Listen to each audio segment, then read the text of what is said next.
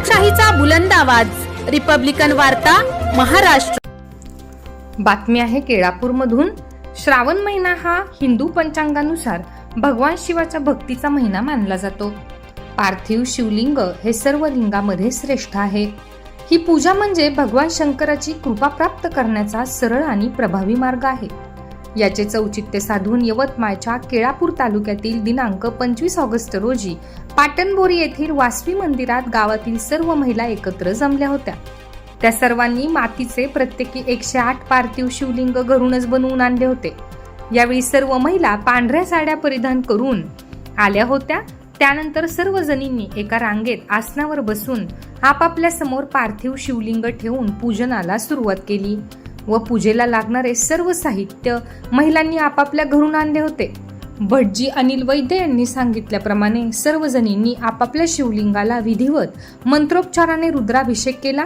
यथासांग असा पूजा विधी आटोपल्यानंतर महिलांनी शिवलिंगाची आरती केली। त्यानंतर शिवलिंगाचे विसर्जन करण्यात आले। यावेळी महाप्रसादाचे आयोजन देखील करण्यात आले होते। या पूजेला 108 महिलांनी सहभाग घेतला होता।